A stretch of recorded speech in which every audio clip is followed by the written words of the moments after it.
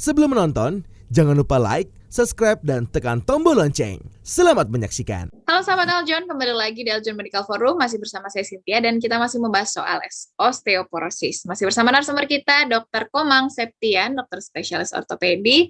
Nah, dokter, sebetulnya apa saja nih dokter dampak yang ditimbulkan jika mulai mengalami gejala pengeroposan massa tulang tadi ya dokter ya, sampai akhirnya osteoporosis atau tanda-tanda osteoporosis sendiri, apa saja dampaknya dokter?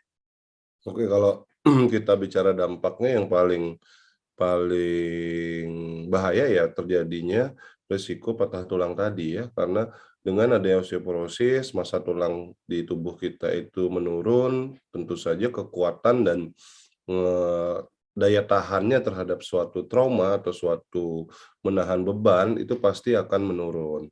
Jadi yang harus dilakukan, kita harus mencegah terjadinya trauma tadi. Misalnya kita punya orang tua nih, usianya udah 60 atau 70 tahun, baik ayah maupun ibu kita harus pastikan di sekitar rumah itu jangan sampai ada suatu misalnya kabel yang melintang di daerah-daerah yang sering ia lalui. Kemudian kamar mandi kita harus pastikan lantainya itu yang cepat kering.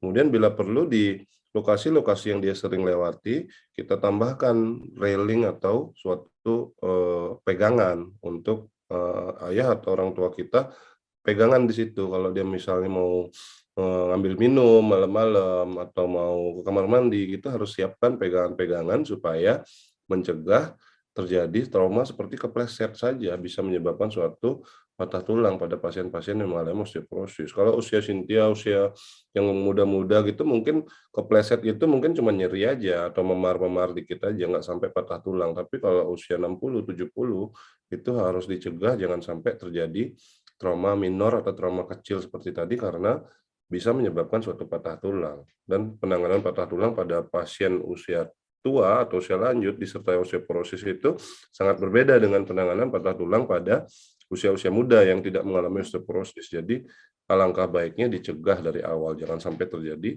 suatu patah tulang gitu sih.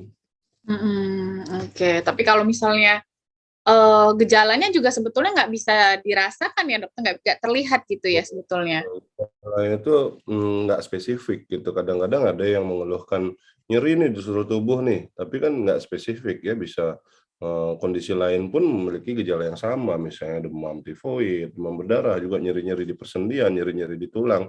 Jadi nggak terlalu spesifik, kecuali yang tadi itu, secara gradual kita lihat kok tinggi orang tua kita nih makin lama kok makin rendah ya, dan posisi tubuhnya kok bungkuk ya gitu. Kalau gitu mungkin kita bisa curiga, oh mungkin mengalami osteoporosis, kemudian kita periksakan untuk memastikan apakah mengalami osteoporosis atau tidak.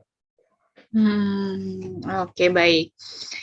Nah, kemudian dokter kan ada susu kalsium ya dokter ya, yang mungkin Nah, ada boleh. beberapa yang dikenal oleh masyarakat. Nah, sebetulnya fungsinya apa dokter? Apakah bisa dicegah di usia udah usia 40 baru minum susu tersebut gitu ya dokter ya? Atau gimana nih dokter? Apa fungsinya sebetulnya?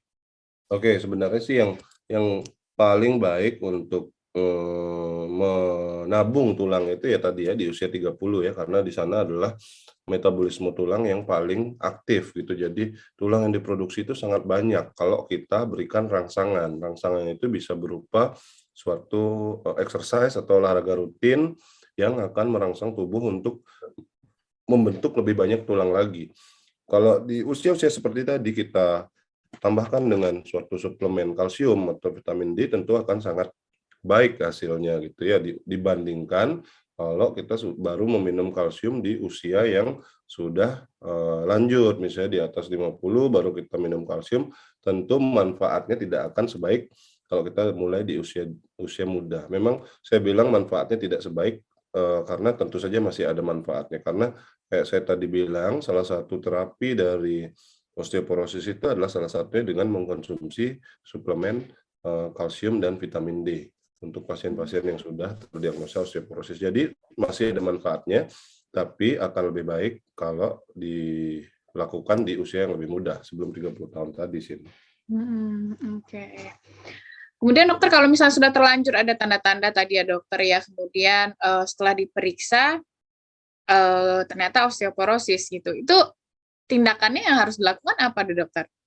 Oke, jadi tindakan yang tadi satu, fall prevention. Jadi jangan dicegah, jangan sampai terjadi trauma seperti tadi ya, jatuh, kepleset, itu dicegah benar-benar karena rentan sekali terjadi patah tulang. Kemudian yang kedua, kita harus jaga kesehatan secara umum. Jangan sampai kita mengalami suatu kondisi penyakit lain seperti diabetes, hipertensi, gangguan autoimun yang membuat kita akan mengkonsumsi suatu obat-obatan yang nanti bisa malah mempercepat terjadi osteoporosis. Salah satunya adalah kortikosteroid tadi. Kemudian yang ketiga, gaya hidup kita harus diperbaiki, Sin. Misalnya pasien seorang yang suka ngerokok atau minum alkohol itu harus dihentikan karena rokok dan alkohol akan mempercepat lagi proses penurunan massa tulang tadi.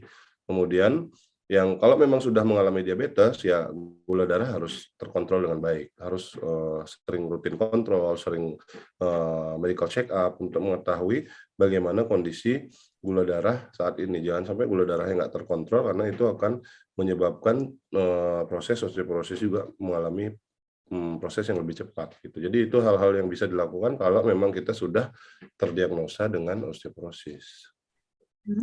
Oke.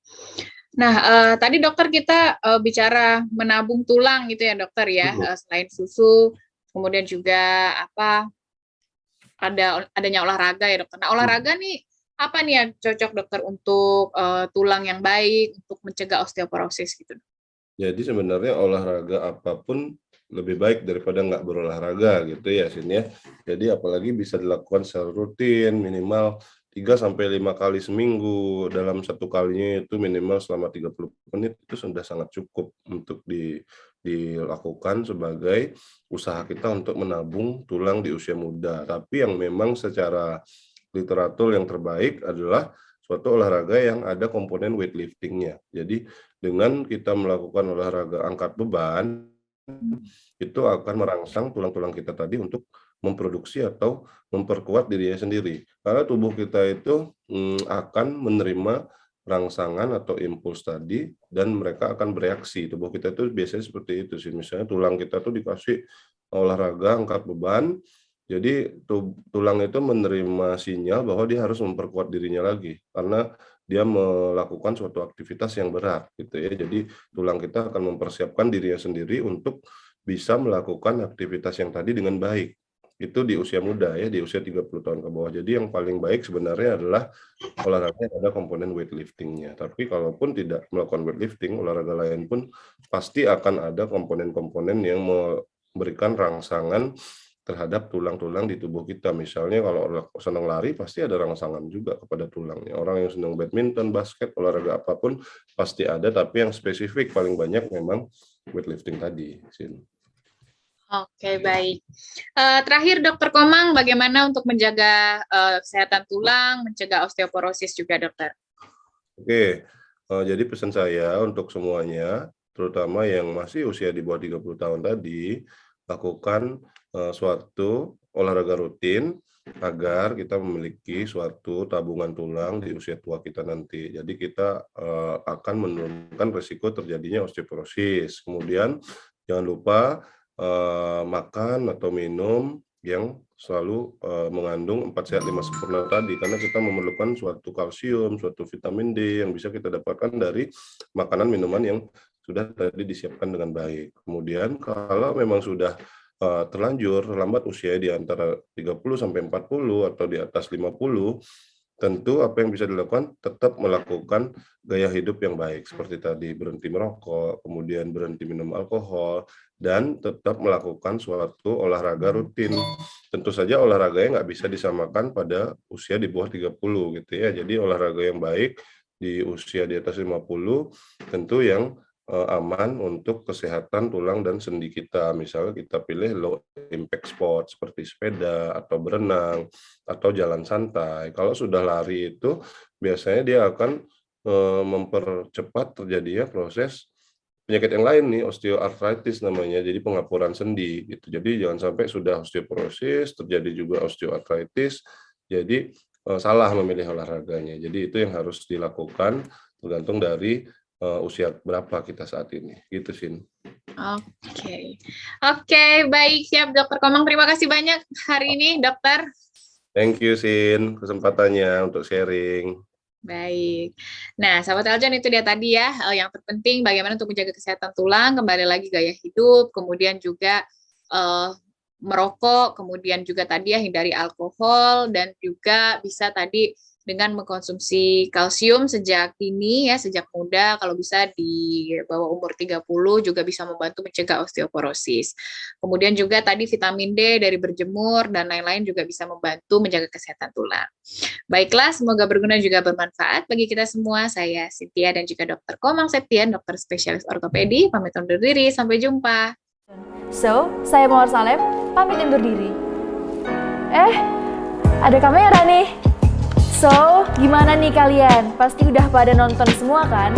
Karena kalian udah nonton, berarti kalian harus like and subscribe ya. See you!